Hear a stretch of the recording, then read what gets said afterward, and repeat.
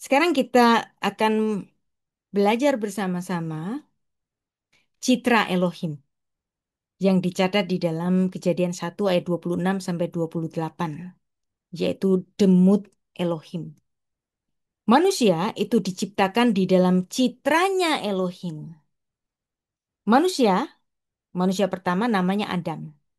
Dan di dalam nama Adam ada citra Elohim di dalam nama itu. Ya. Adam, Alef, Dalet, Mem. Alef, kita tadi sudah belajar, simbol dari Elohim. Dalet Mem itu bisa dibaca dengan dam. Dam itu artinya darah. Jadi ada unsur Elohim pada makhluk berdarah itu hanya Adam. Maka hanya Adam sebagai mandataris Allah. Bukan gajah, bukan singa, bukan kambing, bukan domba, bukan anjing. Hanya manusia. Karena di dalam manusia ada citra Elohim. Demikianlah manusia diciptakan dalam gambar dan rupa Allah. Nah, ini ayat yang sangat terkenal ketika Tuhan memaklumatkan kepada bala tentara sorgawi bahwa dia akan menciptakan mahkota dari seluruh ciptaan, yaitu manusia. Tuhan bersabda di hadapan bala tentara sorga, dia bersabda demikian.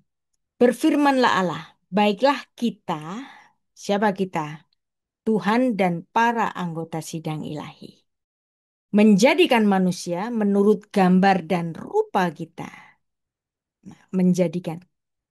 Di sini menjadikan itu bukan menciptakan. Ada kata yang sangat khusus yaitu asah. Vayomer Elohim na'aseh Adam. Baiklah kita menjadikan manusia. Betsalmenu kitmutenu. Menurut gambar dan rupa kita. Feyirdu bidkat hayam. Supaya mereka berkuasa atas ikan-ikan di laut. Uveof hasyamayim. Dan burung-burung di udara. Uva behemah. Uvekol haaretz. Dan atas ternak di atas bumi. Uvekol haromes. Haromes. Al haaretz. Dan atas segala binatang melata yang merayap di bumi. Jadi jelas di sini Kejadian 1 ayat 26, Tuhan menjadikan manusia menurut gambar dan rupa kita. Allah di hadapan sidang ilahi dan di sini para malaikat ini Anda jangan jadikan gambar ini kebenarannya. Ini cuma ilustrasi. Ya, Anda nggak usah marah-marah sama saya. Masa gambarnya begini di surga itu? Ya, ini namanya juga ilustrasi. Kita kan nggak tahu, belum pernah ke sana, ya kan? Nanti kita akan bersama-sama tahu suasana surga itu kayak gimana. Nah, ini gambaran kita yang masih ada di bumi ini. Kita menggambarkan Tuhan sedang berdiri di hadapan sidang ilahi. Nah, di sini ada para malaikat.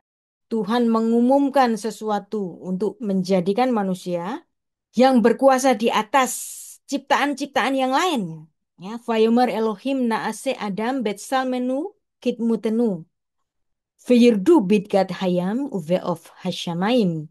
Uva behemah. Uve kol haromes al haaretz. Dan atas semua binatang yang melata di atas bumi. Nah, dan Anda juga jangan marah-marah sama saya. Biasanya saya kalau ngomong sidang ilahi, ada banyak orang marah-marah. Ya. Karena mereka menganggap bahwa Kejadian 1 ayat 26 ini adalah Bapa sedang berfirman kepada Putra dan Roh Kudus yang nggak apa-apa namanya juga tafsir kan. Tetapi saya menafsirkan demikian. Dan ini bukan berarti saya menolak Trinitas. Enggak. Saya sangat percaya dengan Trinitas, tapi bukan Kejadian 1 ayat 26. Tetapi Kejadian 1 ayat 1 itu adalah dasar Trinitas. Kejadian 1 ayat 26 adalah sidang ilahi yang dimana Tuhan berbicara kepada para malaikat di surga sebagai pimpinan sidang. Tuhan tidak menggunakan kata bara yang digunakan dalam Kejadian 1 ayat 1, tetapi Tuhan menggunakan kata asa, menjadikan, bukan menciptakan. Dan itulah yang dipakai di dalam Kejadian pasal 1 ayat 26. Kalau Anda minta saya dasar dari Trinitas, itu Kejadian 1 ayat 1. Kenapa saya bilang ini adalah dasar dari Trinitas? Seperti saya bilang tadi bahwa Elohim itu plural. Sedangkan kata kerja yang disematkan kepada Elohim adalah kata bara yang adalah singular. Berarti Elohim itu singular dan dia singular tapi plural, tapi dia plural tapi singular. Nah, jadi inilah kompleksitas Elohim. Maka Kejadian 1 ayat 1 saya pandang sebagai dasar Trinitas. Dia tiga tapi satu, satu tapi tiga. Gimana caranya? Ya nggak tahu karena dia begitu luar biasa besarnya. Saya nggak bisa membayangkan Tuhan itu kayak gimana. Dia plural tapi singular, singular tapi plural. Berarti di dalam Kejadian 1 ayat 1 di sini ada nafas Trinitas. Jadi saya tidak memandang Kejadian 1 ayat 26 ini sebagai Trinitas, no. Kalaupun ada yang menganggap itu ya silakan. Tapi ketika saya tidak memandang Kejadian 1 ayat 26 ini bukan berarti saya anti Trinitas. Saya memandang doktrin Trinitas dasarnya itu di Kejadian 1 ayat 1. Karena Elohim itu plural, tapi dia singular, singular tapi plural. Ada nafas Trinitas dalam Kejadian 1 ayat 1.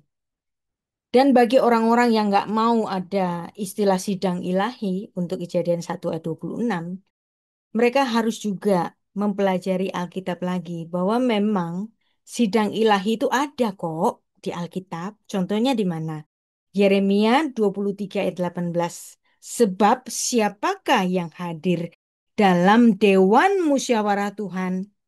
Kira-kira siapa yang hadir selain Tuhan di dalam dewan musyawarahnya? Ketika manusia itu belum diciptakan, siapa mereka? Pastilah mereka adalah bala tentara Tuhan, Sefaot. Makanya Allah kita itu disebut sebagai Elohim Sefaot atau Adonai Sefaot. Karena dia adalah panglima bala tentara surga. Dan yang hadir di dalam Dewan Musyawarah Tuhan ini adalah para malaikat. Bahasa Inggrisnya juga menerjemahkannya dengan baik sekali yaitu in the council of the Lord. Bahasa Ibraninya Sot Adonai. Sidang ilahi Dewan Musyawarah Tuhan. Itulah Adonai Sefaot, Tuhan bala tentara surga, dan Tuhan tidak bisu di surga, tapi Tuhan bicara dengan para malaikat di surga. Tuhan bercakap-cakap, Tuhan berkomunikasi dengan para malaikat di surga. Dan itulah yang dituliskan di dalam Kejadian 1 ayat 26. Dan itu bukan berarti anti-trinitas. Saya memandang Kejadian 1 ayat 1 itulah sebagai dasar bagi doktrin Trinitas. Malaikat adalah anggota sidang ilahi. Dan mereka juga disebut sebagai Bene Elohim, anak-anak Allah. Ya. Misalnya di sini, Ayub pasal 38 ayat 4 sampai 7. Sebelum manusia itu diciptakan, para malaikat itu sudah ada. Dan inilah buktinya. Ini adalah percakapan antara Tuhan dengan Ayub. Kalau Anda membaca kitab Perjanjian Lama itu menarik. Tuhan itu bisa berdebat dengan ciptaannya sendiri. Yang tadi sudah kita bicarakan, yaitu Tuhan bisa berdebat dengan Musa. Musa bisa mengoreksi Tuhan.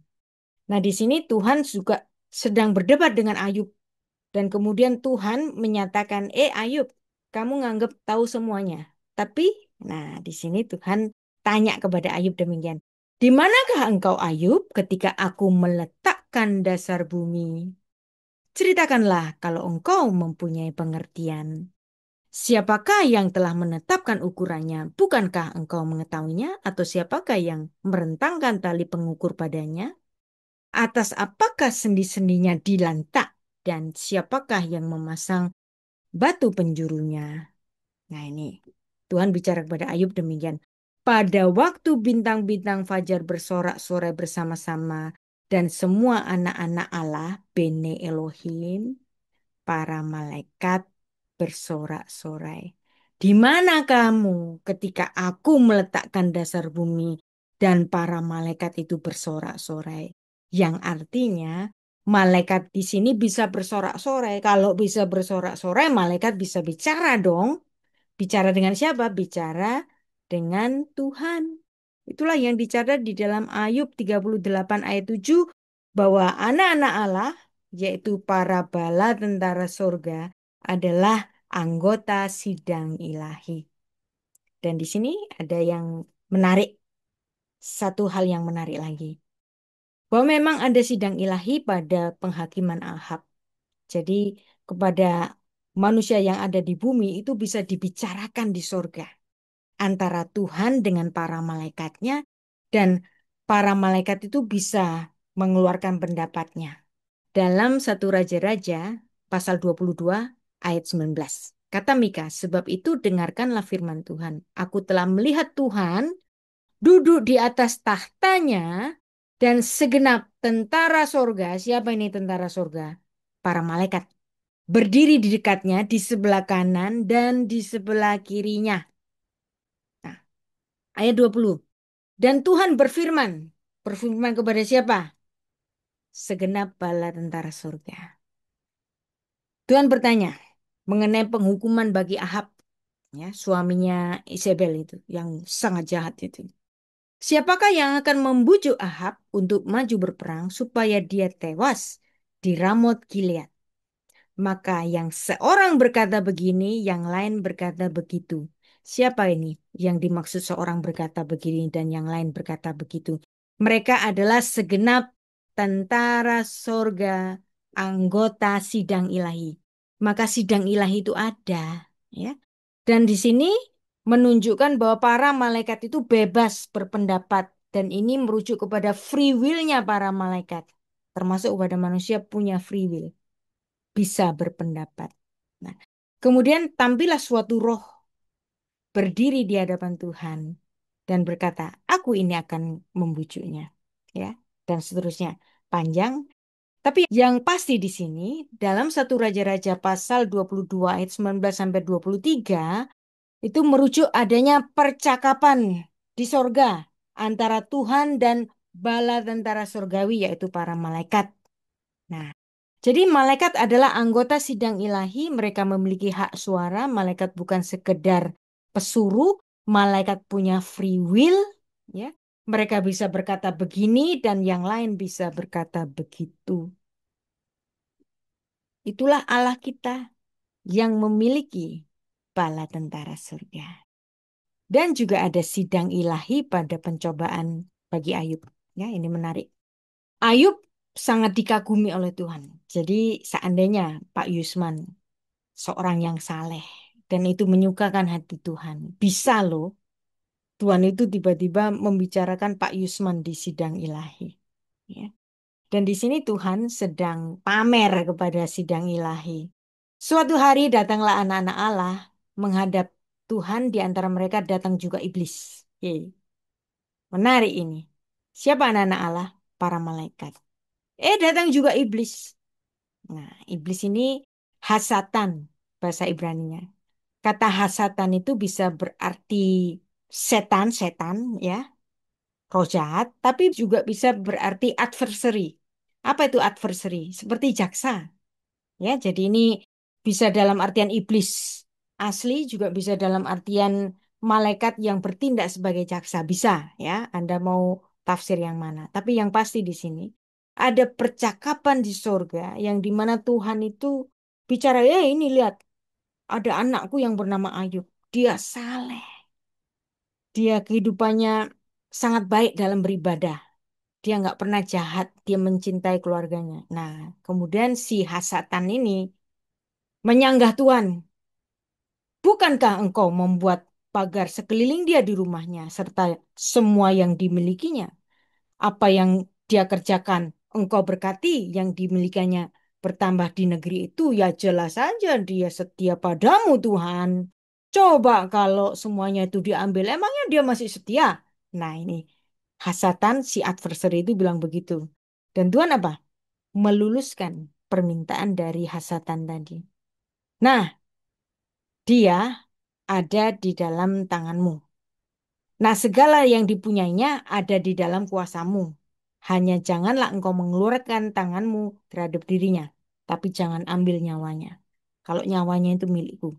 Maka kemudian seketika itu juga Ayub dilanda musibah.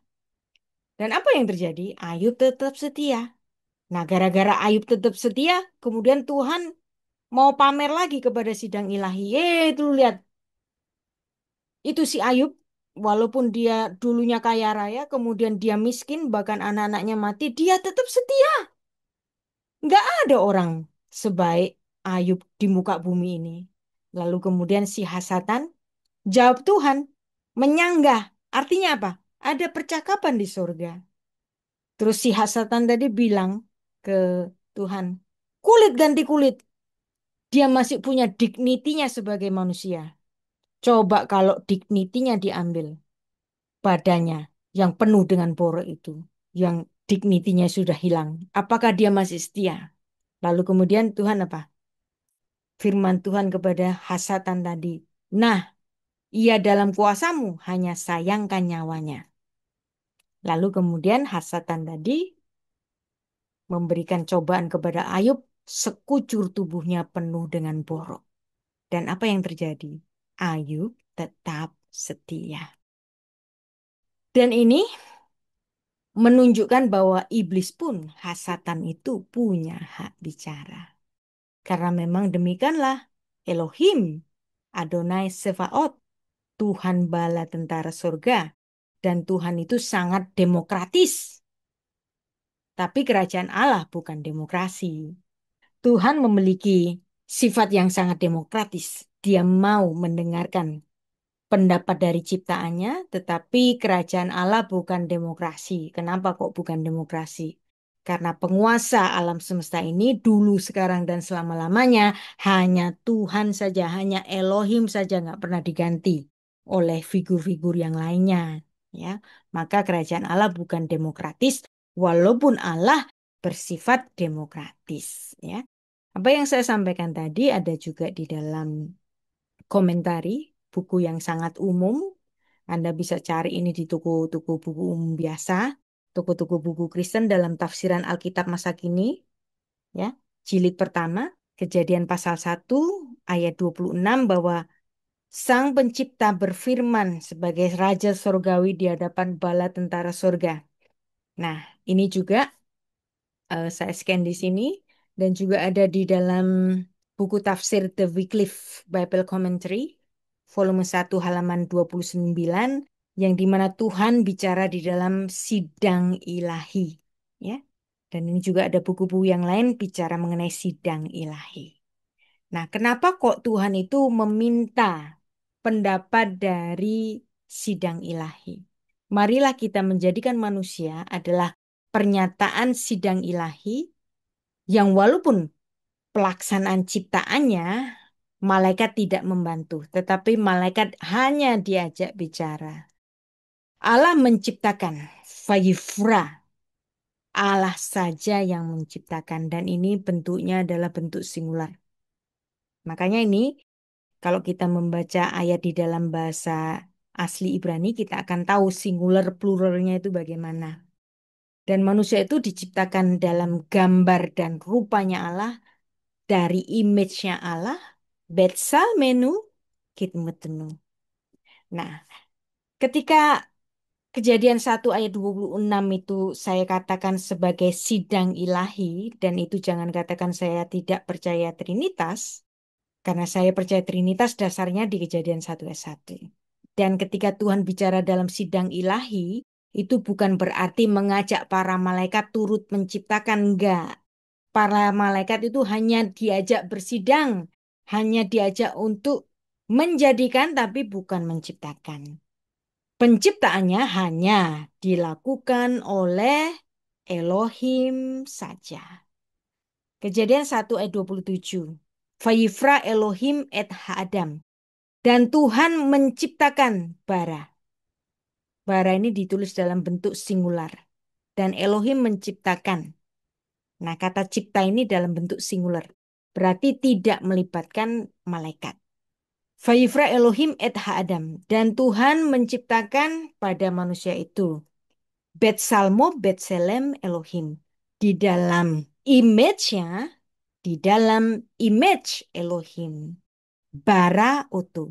Dia menciptakan dia. Dia Elohim menciptakan dia Adam. Ini singular. Nah, manusianya juga singular. Adam satu orang. Nah, kemudian setelah Tuhan menciptakan Adam seorang, baru Tuhan pecah. Pecah jadi apa? Zachar unekeva, laki-laki dan perempuan. Siapa yang menciptakan? Bara. Nah, ini juga ada kata singular lagi, otam, mereka. Manusia laki-laki dan perempuan itu. Berarti di sini ada tiga kata bara yang saya kasih warna merah. Bara, bara, bara. Ketika Musa menggunakan tiga kali kata bara, di sini Musa sedang menyatakan bahwa hanya Elohim saja, tanpa campur tangan dari para malaikat, hanya Elohim saja yang menciptakan manusia, dan itu dicatat di dalam Kejadian 1 ayat 27. Jadi Kejadian 1 ayat 26 bukan pembicaraan Bapa kepada Putra dan Roh Kudus, tapi pembicaraan Bapa Sang Raja Semesta kepada anggota sidang ilahi untuk menjadikan manusia dalam gambar dan rupa kita, tapi pelaksanaan penciptaannya dicatat di dalam Kejadian 1 ayat 27 menggunakan kata bara tiga kali, dan itu hanya dilaksanakan oleh Elohim saja. Jadi kalau saya tidak mengartikan Kejadian 1 ayat 26 bukan pembicaraan Trinitas, bukan berarti saya anti Trinitas. Saya percaya Trinitas dengan dasar Kejadian 1 ayat 1. Dan inilah paralelisme Selem dan Demut, bahwa citra Allah menurut gambar dan rupa kita mengandung arti bahwa kata Selem rupa dan kata Demut citranya, manusia itu diciptakan dalam citra Allah tidak hanya di dalam artian fisiknya, tetapi dalam otoritasnya. Sehingga manusia itu berkuasa atas ciptaan-ciptaan yang lainnya. Dan demikian pula kalau seandainya para malaikat itu juga diciptakan dalam gambar dan rupanya Elohim, Allah sendiri, maka malaikat itu kan juga punya power. Dan para malaikat itu juga memiliki citra Elohim.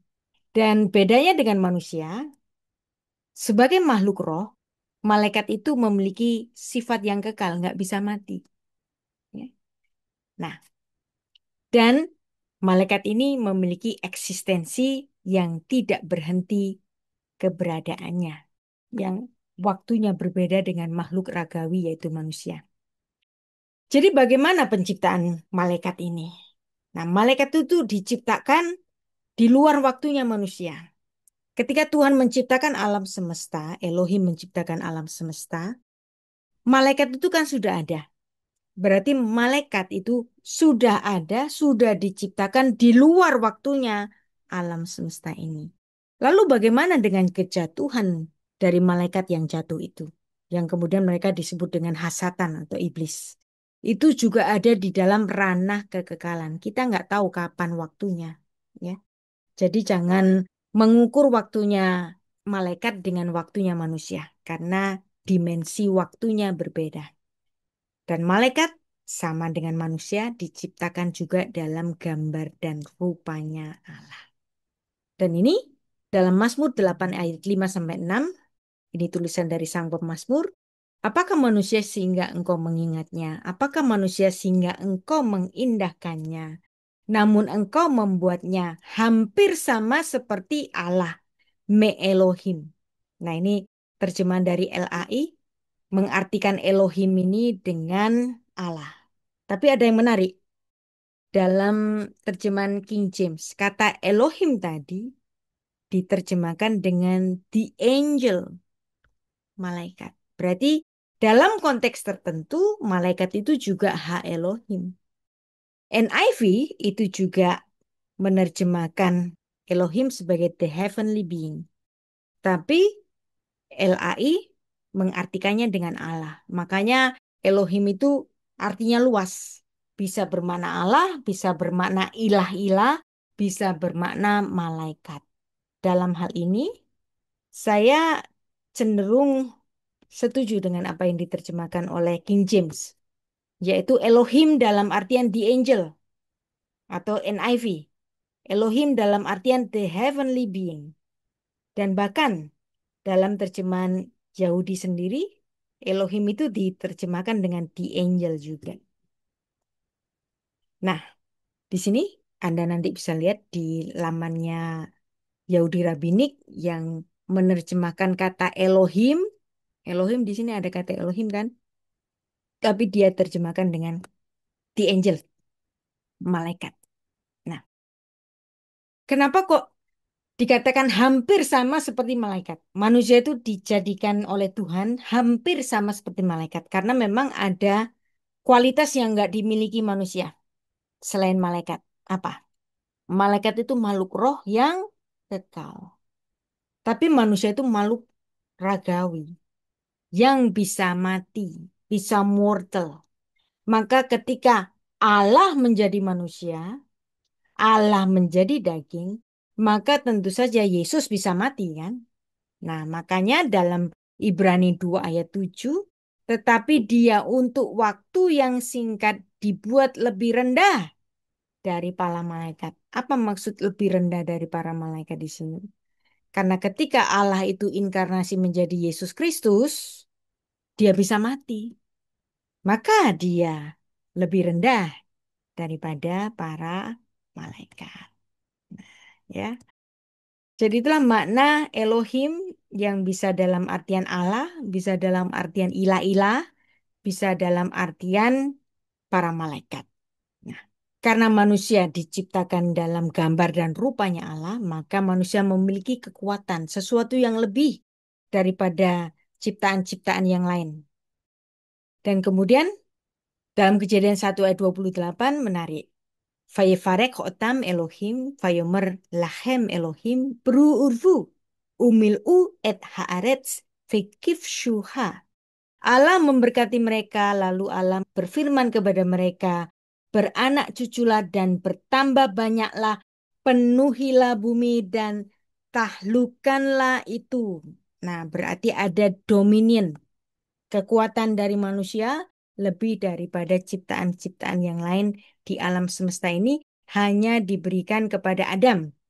Adam terdiri dari Aleph, Elohim, unsur Elohim, pada makhluknya, ragawinya yang berdarah.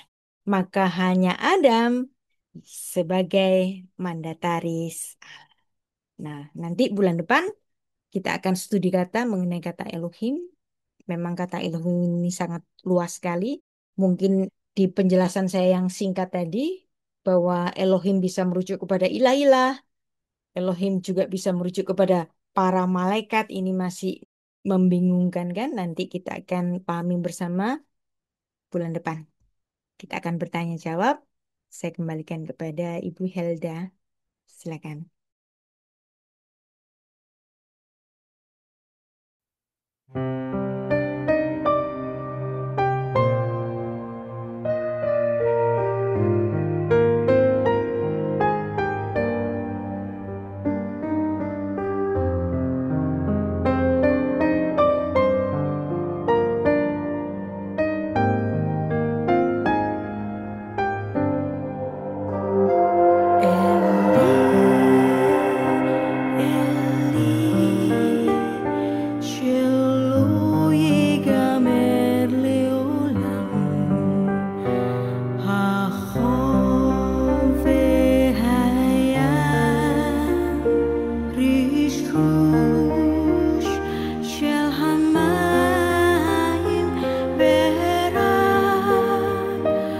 Hashamayim Tfilah